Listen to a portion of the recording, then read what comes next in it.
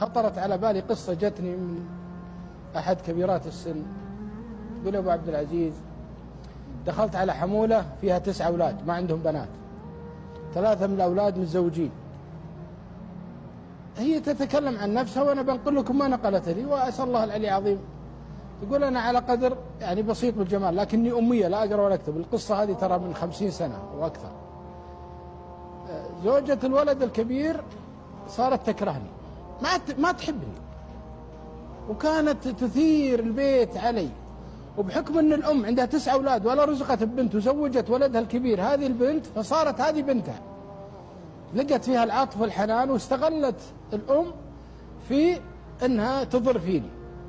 فبيت حمولة والناس سبحان الله كل أسبوع على وحدة، يعني الأسبوع هذا علي أنا اللي أطبخ أنا اللي، فكانت تستفزني استفزاز شديد.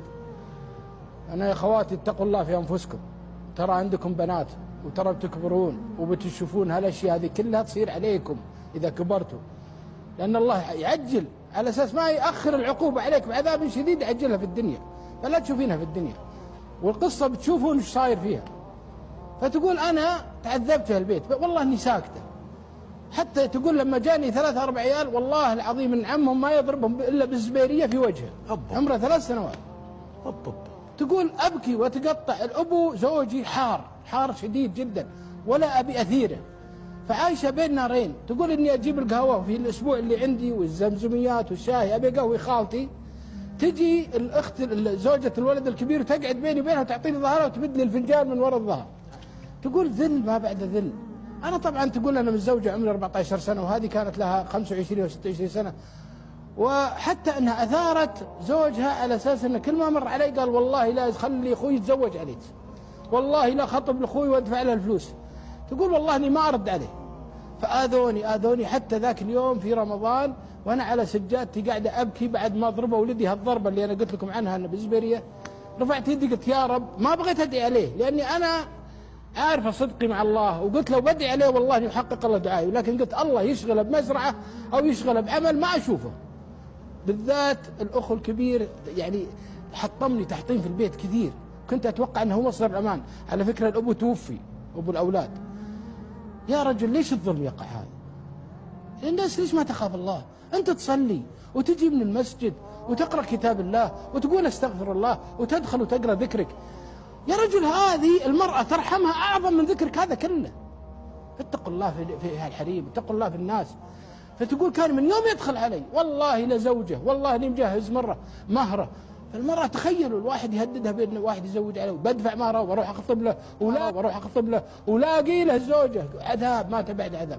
فذاك اليوم يوم ضرب ولدي دخلت على سجادتي، ولا قدرت ادعي عليه بالموت، ولا قدرت. عنده عياله طيبين وانا حريصا عليهم. تقول قمت ادعي، قلت الله يشغله بعمل او مزرعه ما اشوفه، ما ابي اشوفه. وبالفعل خدت لي شهر وشهرين وشغاله مزرعه تبعد عنا 200 كيلو، وصار والله بالشهرين بالثلاثه ما يجي البيت.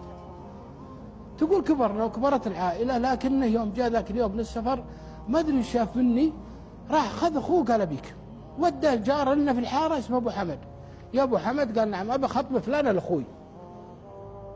تقول انا حتى وهو قبل ما يجر زوجي قال الحين بودي زوجي، اسال الان ليله زواجه ولا بكره؟ ان وافق ابو حمد زوجته الليل، والله لا ادفع فلوسه واشتري له اللي يبي، بس ما يقول لي موافق.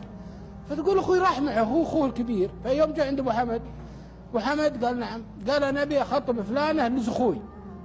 ابو حمد عارفنا وزوجته تزورنا وبناتهم يعرفوننا، وابو حمد يعني ما عنده مشكله يزوج متعدد، لكنها نظرته كانت أكبر. فقال إنسانها لك أنت أبى أزوج، أما له لا، هذاك عنده زوجة طيب، لكن أنت اللي تحتاج زوجة. ويزوجه ويتزوج الأخو الكبير بالمرأة، راح بزوج أخوه هو اللي يتزوج. تقول وزواجها الأسبوع اللي بعده أو خد أسبوعين وتزوج.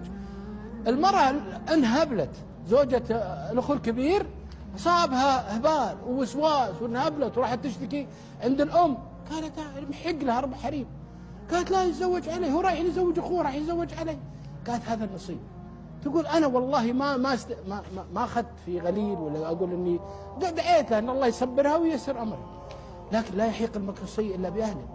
ماخذ زوجي بزوجه راح وتزوج هو. شوف سبحان الله كيف تقلبات الامور. تقول لذلك يا اخوان انت لما تدخل على حريم او يجونك زوجات اخوانك او خواتك يجب انك تحتسب الاجر في تعاملك معاهم حتى لو انه مخطي.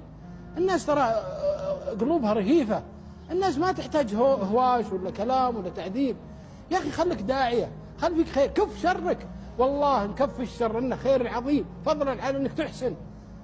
هذه القصه يا اخوان جاتني ولعلها تنفع فيها ان شاء الله المسلمين والناس اللي عندها يعني تعامل سيء مع حريم ولا مع خواته ولا مع زوجات اخوانه، يجب انه يعدل من سلوكه. على فكره المراه الكبيره هذه اصيبت مرض السرطان، وكانت الزوجه هذه تزورها في المستشفى فتقول حلليني، قالت والله ما اقدر احلل.